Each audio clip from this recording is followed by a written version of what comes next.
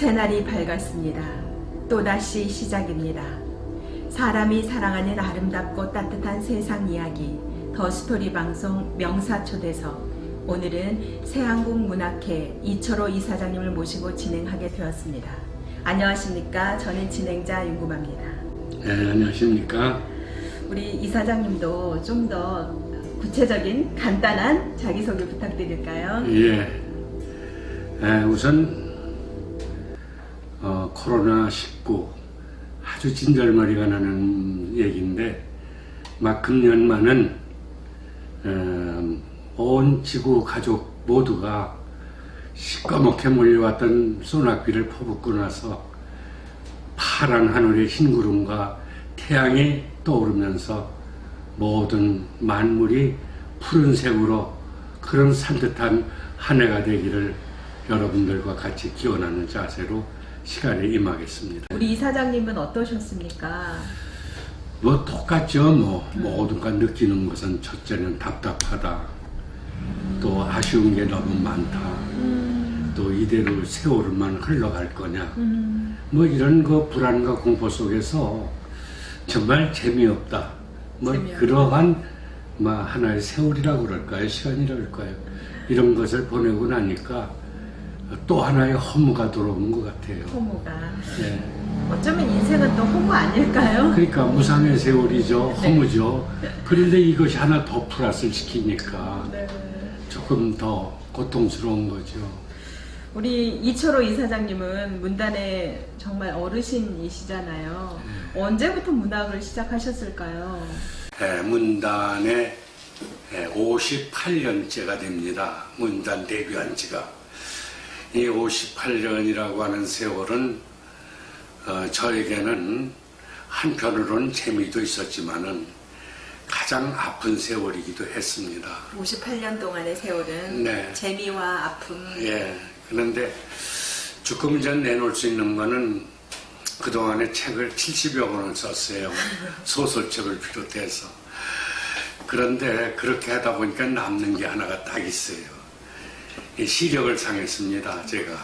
지금 잘 안 보이세요? 예, 그러니까 이쪽 눈은 완전히 안 보이고 이쪽 눈은 뿌연 상태로 가서 이제 지금 장편 소설 마지막으로 하나를 지금 연재하고 있는데 그거 몇 달 완료 못하고 몇 달 쓰다가 그만 붓을 꺾어야 되지 않겠나. 그래서 재미와 또 아픔, 고통을 줬다 이렇게 말씀하시는군요. 네. 그래도 마지막 그 장편 소설은 다 완성하셔야죠.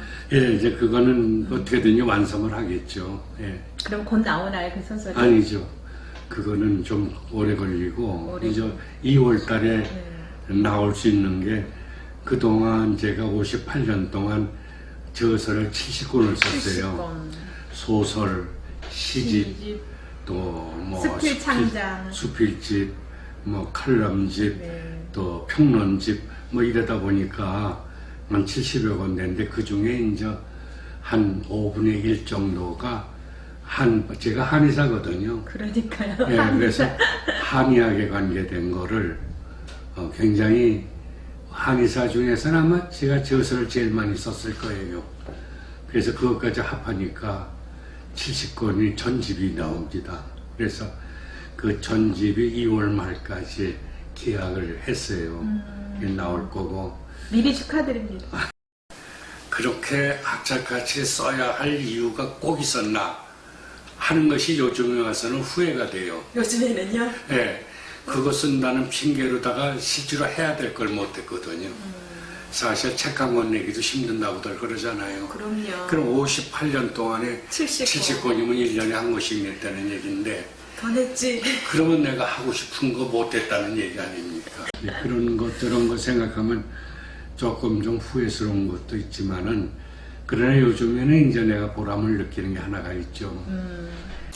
그동안에 벌었던 그러니까 저도 이제 일종의 그 자수성가 성가라면 거창하지만 그 맨주먹으로 이제 제가 그동안에 벌어놓은 돈을 사회에 환원한다는 뜻에서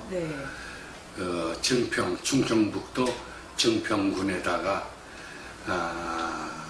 건물을 하나 지었어요.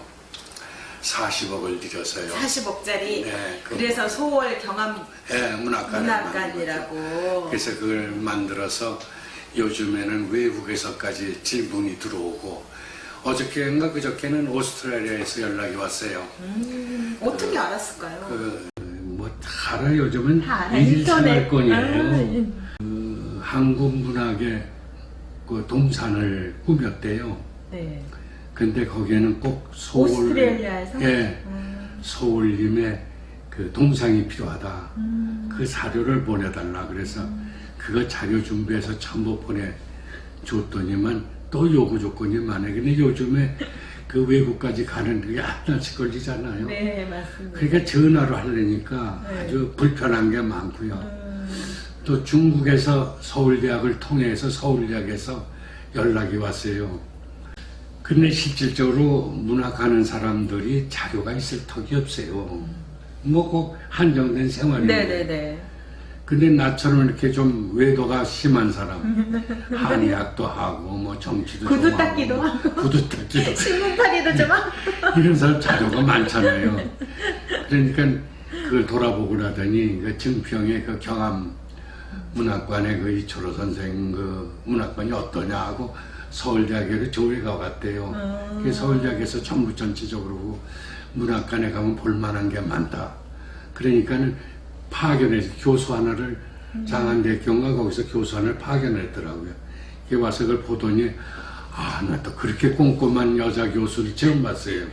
조사로 한 왔는데. 20시간만 보고 간다고 그랬더니 이틀을 꼬박 거기서 아. 그걸 체크를 하고 하는 거예요. 야, 저 정도는 대성의를 가져야 그래도 국민에게 보답하는 일이 있지 않느냐. 그런 그 배운 걸 많아요, 제가. 저도 교수님 그러면은 우리 소월 경암 문학관이 언제 세워졌을까요? 금년 6월 5일이 꼭 3주년이 됩니다. 6월 5일이 네. 소월 네. 또 경암. 네. 그럼 경암은 이사장님의 호잖아요. 네, 네. 경암의 뜻이 제가요, 그 괴산군에 네. 우리나라 천재가 한 분 있죠. 김사달 박사요. 그 김사달 박사는 학교 문턱도 안 갔는데 보통 학교 교사 자격증이 됐다고요. 그 다음에는 의과대학에 문턱도 안 갔는데 자기 스스로 공부해가지고 의과대학 그 의사면허 시험에 합격이 됐죠. 또 전문의 시험에 합격이 됐죠. 그 사람은 그것뿐 아니에요. 36가지의 자격증을 가졌어요. 그런데 그러한 사람하고 제가 교분을 가졌다는 건 굉장히 영광스러워요. 지금 일찍 돌아가셨지만은. 근데 그분이 같이 그때 할머니, 할아버지 안녕하세요. 그 프로에 나가서 심사를 했어요. 그 노인네들 노래하고 그러면은.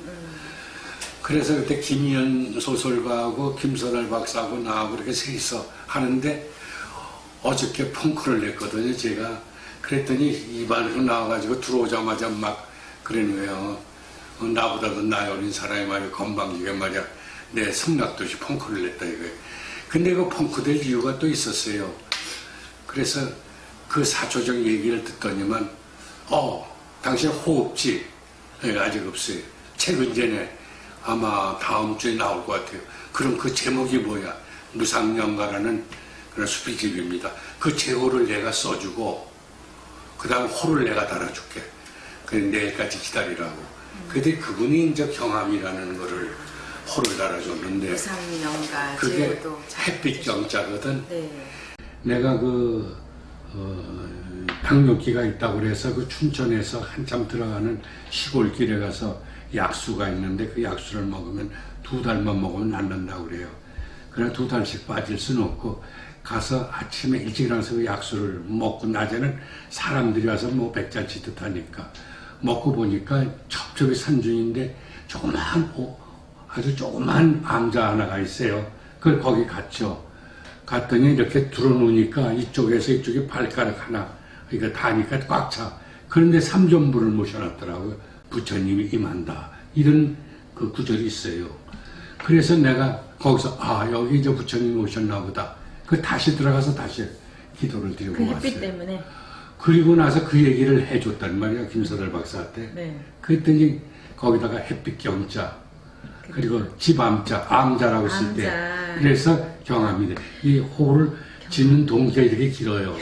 이렇게 그래. 길어요. 그러나 햇빛 경자. 경자에 암자 할 때 집암자예요, 집암, 네. 경암은 햇빛 드는 집이다. 네. 그래서 지금까지 이사장님이 햇빛을 받아 막 어서서 추울 때마다 햇빛에 나가서 초등학교 때 그런 거 많이 하죠. 그러니까요. 늘 그런 기분으로 살았어요.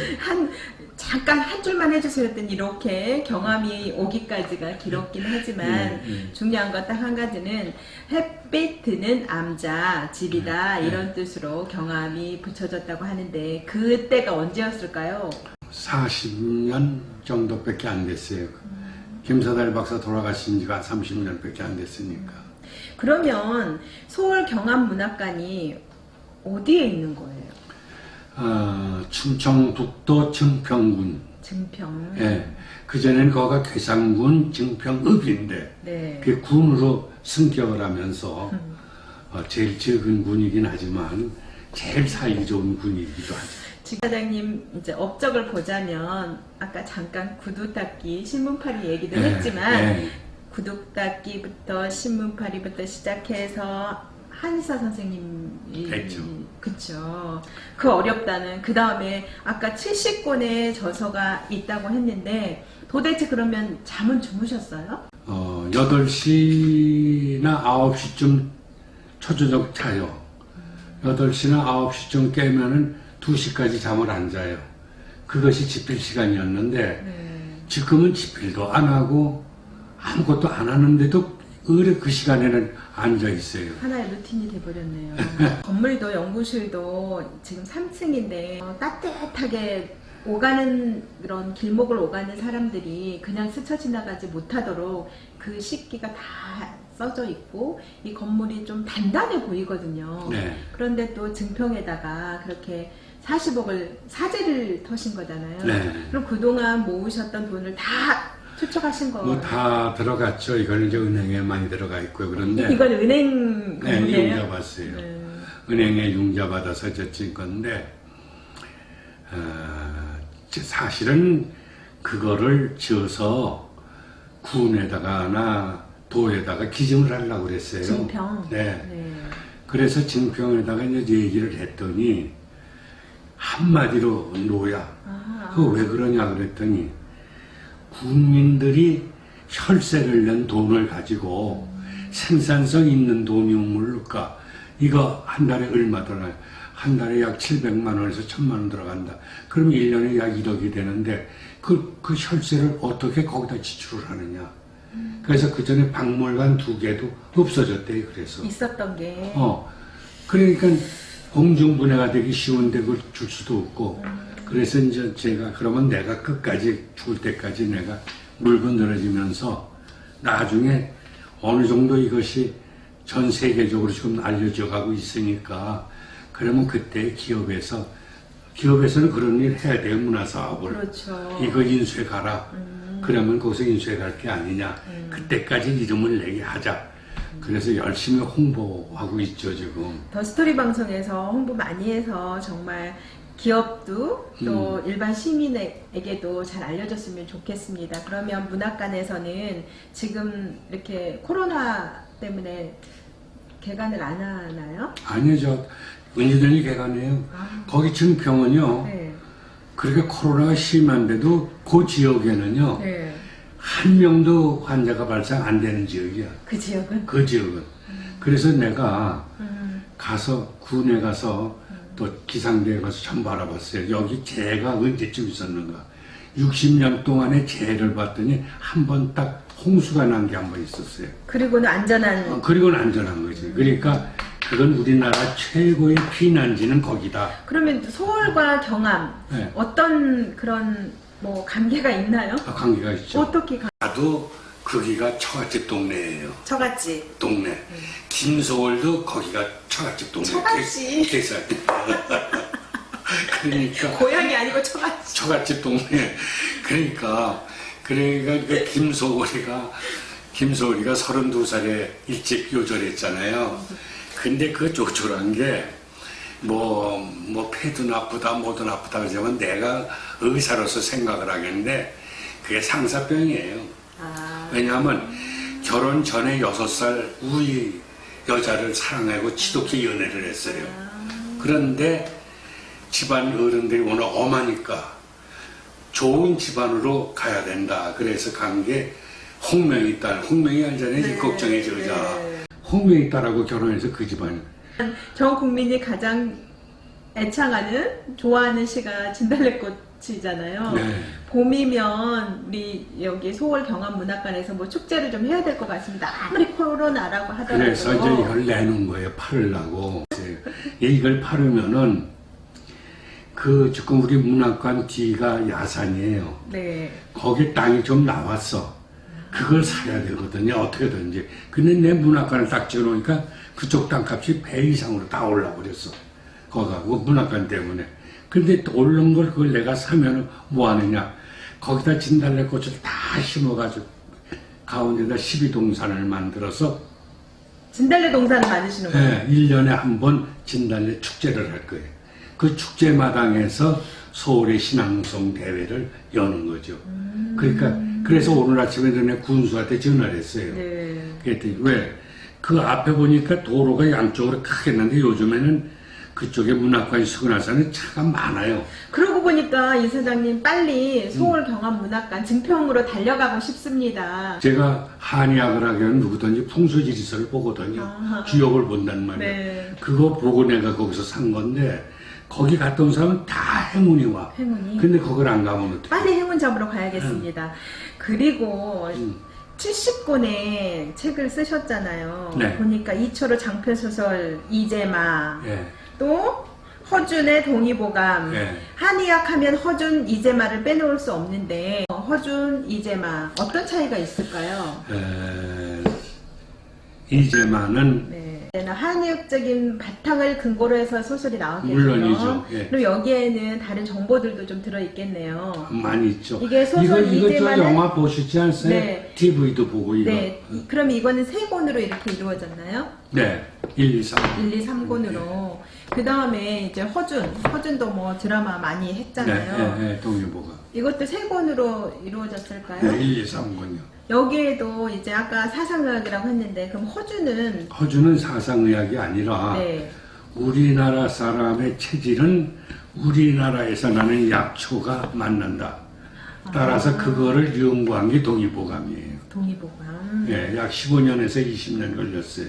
20년 동안 어떻게 보면 이 사장님도 58년 동안 문단 생활 하시면서 이런 후손들에게 뭔가 알려주기 위한 도움되기 위한 작업들이신 거잖아요. 예, 지금 예. 시력을 다 잃으실 정도로. 예. 같은 계보네요. 이재마, 허준, 이철호. 예. 그쵸. 뭐 이처럼 거기 붙이면 안 되지만은 저건 제가 제일 그 동의보감을 쓰신 허준 선생에 대한 그런 다큐멘터리 드라마를 쓰면서 무지무지하게 제가 그냥 반해버린 거예요, 저분한테. 우리 이렇게 어쩌면 이런 대하소설이 장편소설들이 한의학적인 근거를 두고 하셨다면 물론이죠. 이렇게 감성적인 시집도 있습니다. 앉아서도 꿈꾸는 숲이라고. 이런 시집 속에서 제가 보니까 시집도 되게 예뻐요. 네. 여고생들이 좋아해요. 여고생들이 그러니까 문학을 좀 사랑하고 문학을 탐하는 모든 남녀를 불문하고 다 좋아할 것 같은데 앉아서도 꿈꾸는 숲이라 낭송을 위한 시집. 그러면 제가 이 시집 속의 한 편을 낭독해도 될까요? 아주 좋죠. 그러면 예. 이 시집 속에 한 편 당신의 품속이라는 시가 제가 낭독하기도 좋고 네. 바로 와닿더라고요. 특별한 설명이 없어도 와닿을 것 같아서 선택을 했는데 한번 낭독해도 될까요? 네, 그렇게 해주세요. 당신의 품속 이철호. 이른 새벽 산을 오르다 옹달샘 근처에서 어머님을 만납니다. 불어오는 바람 속에서 어머니의 목소리가 들리고 억새풀 소리에 그리운 채취를 맞습니다. 산이 높아도 골짜기 물이 깊어도 당신의 사랑만큼이야 하겠습니까? 굴렁쇠를 굴리다 넘어지면 팔랑개비 들고 논두렁길 달리다 논바닥에 엎어지면 그리움의 눈동자로 당신을 찾다가 다가서는 손길에 엄살을 떨던 유년이 그리워집니다. 지나고 보니 순간인데 겹겹이 지난 그 시간들이 그 편린들이 보채고 투정 부린 것 외엔 당신에게 해드린 것이 없습니다. 세월이 시간이 얼마나 흘렀는지 모르지만 꿈에서 깨어나듯 그렇게 깨어나 다시 시작할 수 없을까요? 자랑처럼 떠들고 웃으며 꿈 이야기를 들려드릴 수 없을까요? 잿더미에 빈손 넣어 더듬어 봅니다. 남은 삶 어떻게 살아야 할까요? 다시 타고 남은 자리를 슬픈 눈으로 쓸어 봅니다.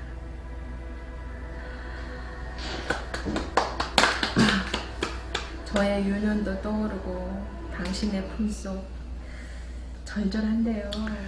네.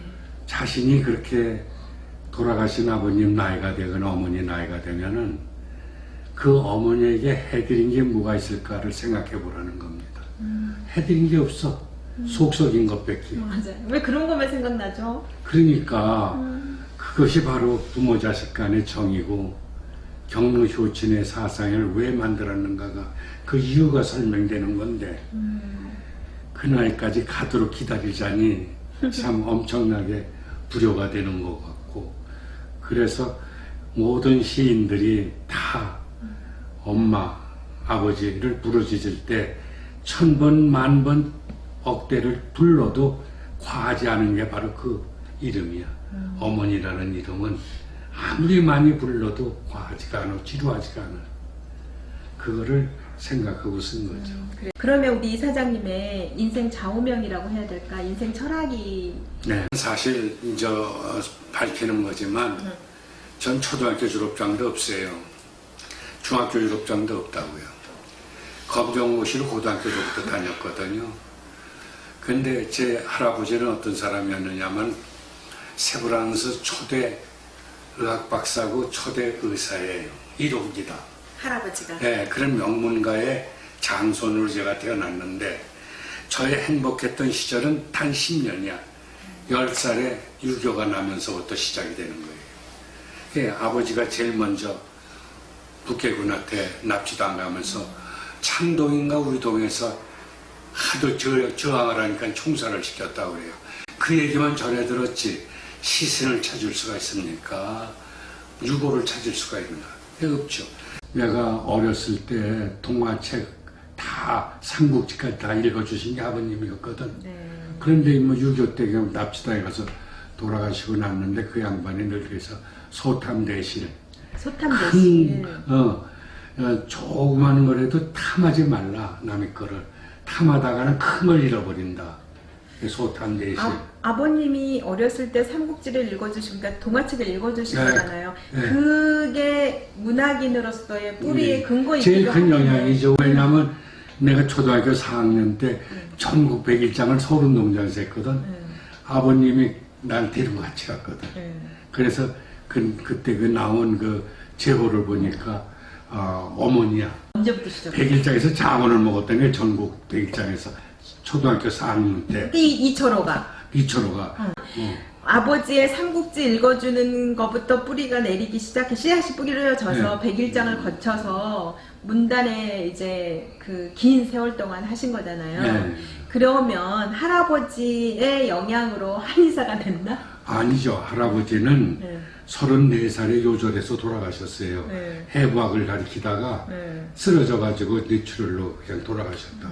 그러니까 난 할아버지 얼굴도 못 보고 네. 다만 영향만 받은 거지. 그러니까 알게 모르게 꼭 네. 보지 않았지만 네. DNA가 흐른다. 왜냐하면 사람들이 너는 어쩌면 할아버지하고 똑같이 닮았냐. 그러니까 그렇게 얘기 많이 아버지는 나는 내가 아버지는 안 닮았어. 어머니 닮았지. 근데 목소리만은 아버지를 닮았지. 그러면은 모습이나 이런 모든 부분들은 엄마를 닮았지만 목소리는 아버지를 닮았고 그런 예, 뭐 예. 사상이라던가 그런 예. 것들은 또 할아버지를 닮았냐 이렇게 얘기를 하셨잖아요. 요 꼴통을 아버지를 닮았다고 그래. 그러면 좋은 조상님들의 좋은 거는 다 받으신 거네요. 그래, 다 받았죠. 그래서 이렇게 한운을 하시는 거네요. 아, 그러니까 제가 맨주먹으로 여기까지 온 거죠. 그러니까요. 예.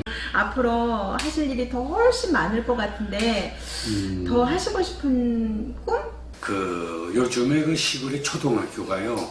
입학생이 자꾸 떨어져가지고 맞아요. 폐교를 전부 예언해.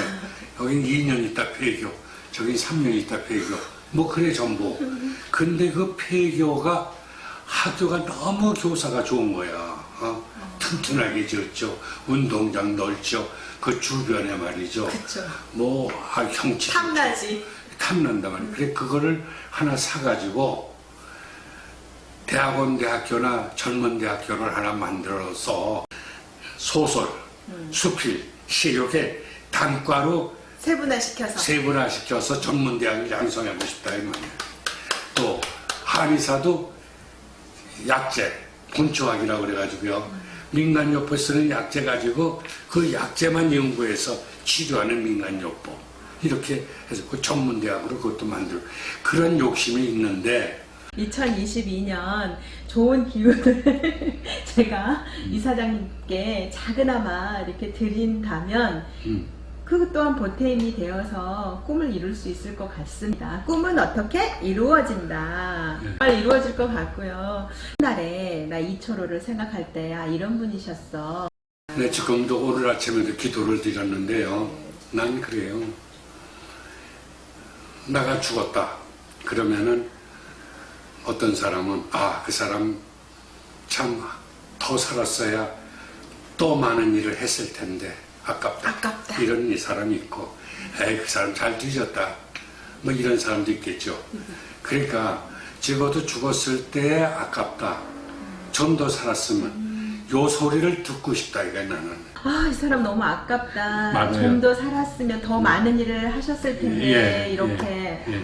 하시길 바라는구나. 그것만 내가 들을 수 있다면은 내일 죽어도 여한은 없다. 근데 그거 충분히 들으실 수 있으실 것 같습니다. 우리 또 후배 한의사들 또 문학인들에게 2022년 참 힘들어요. 아직까지는 좀 힘나는 그래, 응원 힘들죠. 메시지 한번 해주시죠. 좀 더 근면성실하게 그리고 자기 자신 지켜야 할 본분만 잘 지켜준다면은 이건 금세 없어지지 않겠나 하는 것은 제 좁은 소견이고요. 아무쪼록 우리 지구촌 모든 인류가 정말 산뜻한 먹장구름이 없어지면서 흰 구름과 파란 하늘이 보이면서 모든 산천초목에 파란 빛을 더해주는 그러한 한 해가 되기를 저는 기도하고 있겠습니다. 윤구마의 명사초대서 소감을 듣고 싶습니다. 아주 소박하게 막 그러면서 있는 그대로를 표출할 수 있는 분위기로 진행되는 이 방송이야말로 진짜 우리가 바라는 미래의 방송이 아니겠는가 하는 생각을 막 갖게 하네요. 참 보람을 느낍니다. 사람 냄새 나고 사람이 사랑하는 방송이거든요. 네. 저런 분이셨구나 라고 좀 많이 홍보도 되고 알려줄 수 있는 그런 시간이 되어서 저도 되게 기쁘고 영광스럽습니다. 아유 감사합니다. 앉아서도 꿈꾸는 숲, 우리 이철호 이사장님의 시집 제목인데요. 이 앉아서도 꿈꾸는 숲처럼 새날이 밝았고 또다시 아침입니다. 사람이 사람을 사랑하는 아름답고 따뜻한 세상 이야기, 여기서 대담을 마치도록 하겠습니다. 지금까지 구성 진행의 윤구마, 출연의 새한국문학회 이철호 이사장님이 함께해 주셨습니다. 여러분 향기나는 하루 보내세요. 감사합니다. 저는 다음 시간에 다시 오겠습니다.